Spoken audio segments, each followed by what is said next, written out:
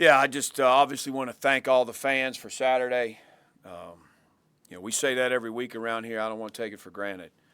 We got great fan support. Students were awesome. We come out of that tunnel at halftime. They're still awesome, which was necessary and appreciated. So I thought it was a good win. It's certainly not perfect. Still got lots of improvement in lots of areas.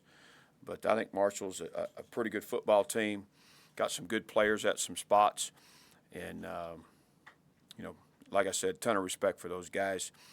We got to turn our attention to Old Dominion. By the time we left the field Sunday evening, we've got those guys broken down.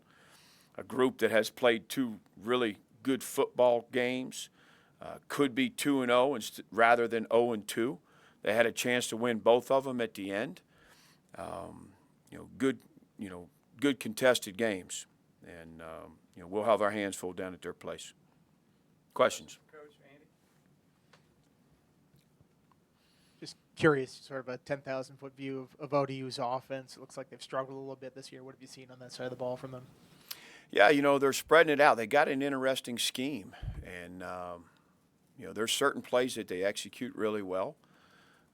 It's a numbers game. They spread you out, and they've had success running the ball at times. And I think they have to be able to do that. They want to do that. And then there's obviously the one-on-one matchups on the perimeter. Sometimes there's no depth to the defense out there, and if they break a tackle, it's an explosive play. But they're getting a lot from the sideline, a lot of check with me stuff, trying to put themselves in the best play call. It's familiar to us from last year, so they do a nice job with it. It was a successful offense at Fordham, with that quarterback, that play caller, and it's unique. It's different. It's not what you see all the time. You mentioned that familiarity. This is a home-and-home series through 2031, I think it is. You play them more frequently than anybody but Virginia, I guess. Do you like this series? Is it too frequent for a group of 5 team to go back and forth, home and home like that? Yeah, honestly, it's the next game on the schedule for us. We got to go be 1-0. A lot of that stuff's worked out long ago. For me and our team, it's about going and being 1-0 this week, winning one on the road. At night, they got a good environment over there. I know we've got some, a group of fans, some Hokies over there that will be in attendance, and we'll need them, to be loud and be present. Brent, you had Quinton Radish in there, both field and boundary safety. After watching what you saw on the sidelines, plus reviewing film, how do you feel he graded out in his first real reps there in the secondary? Yeah, he had in the neighborhood of 20 snaps on defense, played a lot on teams. I thought he did pretty well. Certainly not, where he wants to be, where we need him to be. But for his first, significant amount of snaps, I thought it was a good first run. He's a talented guy. He works very hard at it. I look for him to improve each week.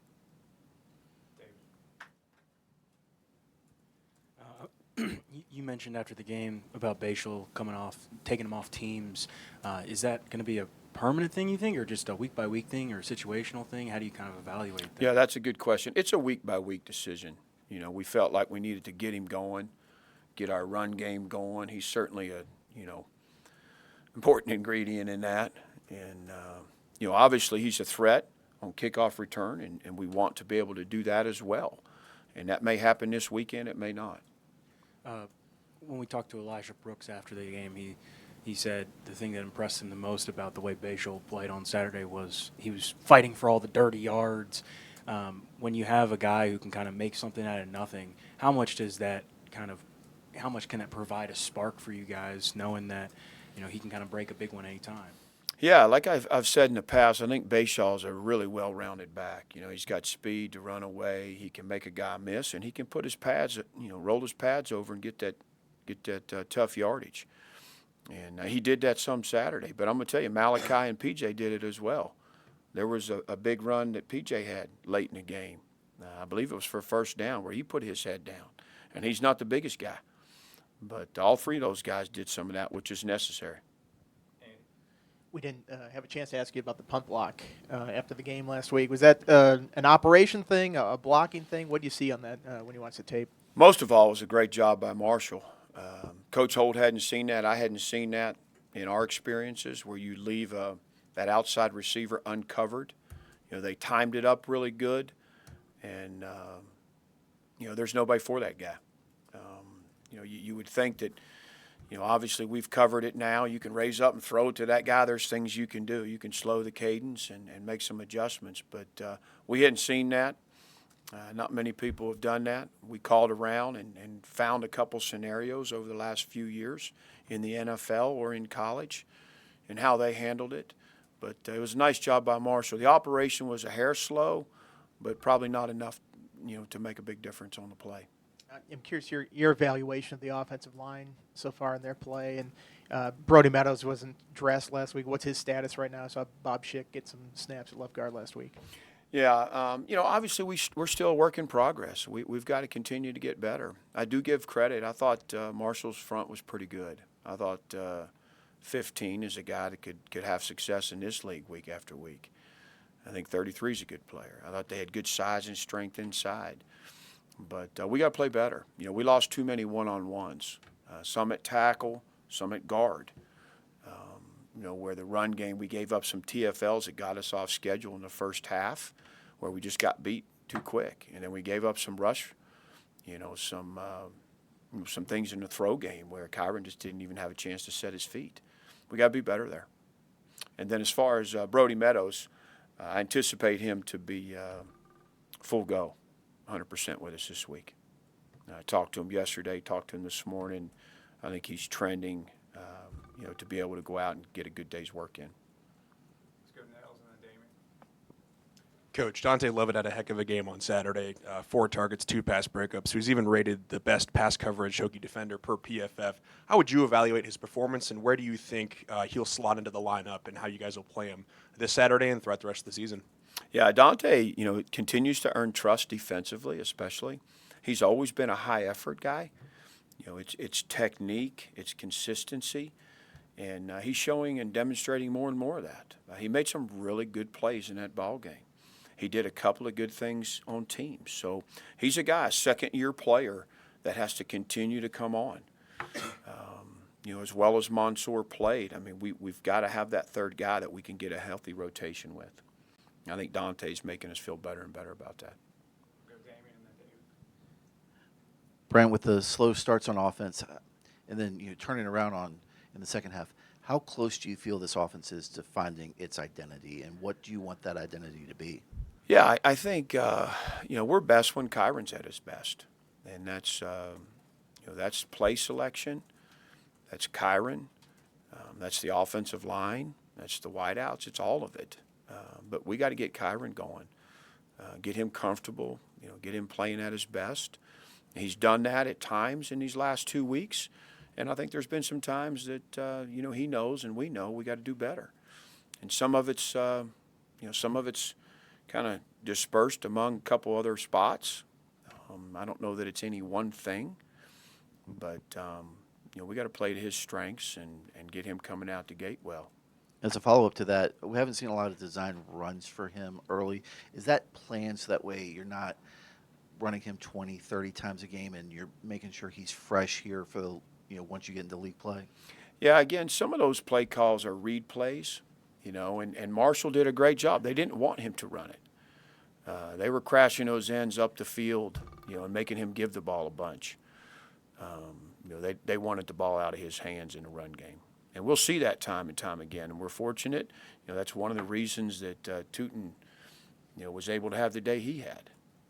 Kind of the way as a defense, you look and say, what do we need to take away? And I think a lot of people are going to say we need to take away Kyron's ability to run the ball. And we've got to do a nice job of dispersing the ball, around some pretty good guys that can do some things and get some yak yards. And we got some wideouts, we got Toot, we got some guys that we just got to share the wealth a little bit and make sure we're making people defend, multiple things. When you look at your third down offense, what did you like about the way you converted in the second half that maybe wasn't there in the first half against Marshall? Yeah, honestly, I think the biggest difference was we were off schedule in the first half. Again, too many TFLs, couple early down incompletions where we were 3rd and long. You look at our 3rd downs in the first half versus the second half, much more manageable in the second half. And that's not that's not anything that most people wouldn't recognize. I mean, you got to stay on schedule. We did not do a good job in the first half of that. I think we had 3 drives. The one in the second quarter went, I think it was 8 or 9 plays, went and kicked a field goal. We had the opening drive, I think, was 6 or 7, and we lost it on downs. And then late in the half, we had a 6 or 7 play drive. And outside of that, we were 5 plays or less and punting the ball. I mean, just not good enough. We were able to, I think that first drive of the second half, being on schedule, that was a really good example of that. We certainly have to be more of that type of offense. Andy asked you about the offense for Old Dominion. What stands out to you about the defense? I know they've got a guy in the middle at linebacker that's played a lot of snaps for them. Yeah, they do a really good job defensively. They're sound. They play hard. They fit well. I think they're well coached. It's a good group. And they were last year. They were the year before. I think Blake does a good job coordinating the show over there, and they've got the right personnel to run the scheme they run, and they'll battle. They did against South Carolina. They did against East Carolina. You probably look at those games and say defensively, they did their part to win the game. Questions in the room for Coach? Raza?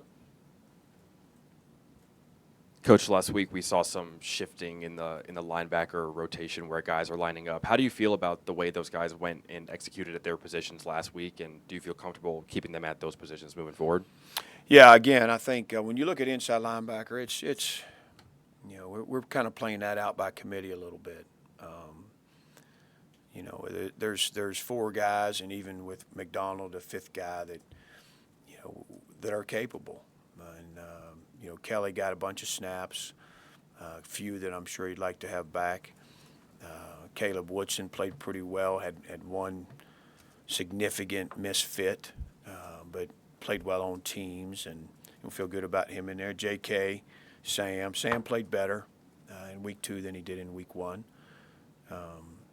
But those guys, I think, Coach Marv and I both have very high standards at that position. And, we got to continue to get better there as well. Let's go to Zoom for a few. On Zoom, please use the raise hand feature to ask questions for Coach Pry. Please also state your name and outlet before asking. We'll open it to questions. Questions on Zoom for Coach Pry. We'll start with David Teal. Brent, the next game on the schedule approach aside, just conceptually, when it comes to a power conference program playing group of 5s on the road, what have you and Mike Hazel and Witt talked about in terms of the future and whether that's a good idea? Yeah, to be honest, David, it's just out of my control right now. These contracts are in place well ahead of time, and I don't worry about things I can't control. And we've got to be the type of team that can go to Old Dominion and win the football game. That's who we need to be, and we'll prepare all week that way. And it's a challenge to win on the road. Period. It's a challenge to win a night game on the road. And it's a challenge to win against a school in your own state on the road. So there's a lot at play there for us, a lot of motivation, to have a great week and go play well. You mentioned in discussing Caleb a significant run bust. Was that the 69-yarder? Yeah, and I don't want to single Caleb out. He's doing some really good things. Because to be honest, that shouldn't have been, the run that it was. You got to get it on the ground, at the 3rd level. We had an opportunity to get it tackled for about 12 to 15 and didn't. We got to do that. And, thankfully, Dorian, great effort play, and got the guy on the ground and gave us a chance. We got to line up and get the stop then and force the field goal. But good effort by Dorian on the play for sure. We'll go to Mike next. Hey, Coach. I thought that Mansour kind of struggled some, obviously, in that Vanderbilt game.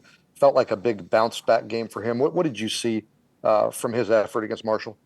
Yeah, I was pleased. I thought he played with confidence, which coming off the game that you mentioned against Vanderbilt, he was disappointed. We were disappointed. And he had a great week of practice, technique, demeanor. He came out, ready to go. I thought he played with good technique, good fundamentals. He competed, and he played confident. And I believe the only ball that was caught on him was the one-handed, which was a heck of a catch. And then overall, there was so much talk about, could you guys open 4-0? How do you feel like the guys handled kind of recovering from that opening loss and refocusing? Yeah, again, you ask them to ignore the noise. I know that's very challenging at times. We didn't do enough to beat Vanderbilt, and so that was the message. It wasn't about 4-0. It wasn't about that kind of chatter. It was, did we do what we needed to do to be ready to beat Vanderbilt? And to a man, nobody felt that way. We needed to play better and have a better mindset. We need to coach better. And, I don't think it was ever about, the 4-0. It was about what we needed to do to be 1-0 that week. Thank you. Yep. Any final questions for Coach Pry on Zoom? Okay, Travis. All right, one more here with David. Yep. Damien asked you a little bit about Radish. Without Stroman, what was your evaluation of Mose and Jaylen Jones and how they held up? Yeah, to be honest, I thought the three guys manned the spot pretty well. I think we, 11, 12 pass breakups, maybe 10 in the secondary, but really nice job. They communicated, they fit. There was quite a bit of motion with their slot, and that involves those safeties spinning and making checks, and I thought they handled it well. Stroh's kind of the old head that has the most snaps. And, those guys owned it, had a really good week. I thought Pilo did a really good job preparing them for an offense that seemed to do, a fair amount of things. And, Quinton's a first-year player, Moses a second-year player, and Jaylen's a second-year player at the position. So you're not very experienced there, but I thought they played a good football game. Anything else for Coach? Thanks, Coach. All right, thanks, everybody. Appreciate it.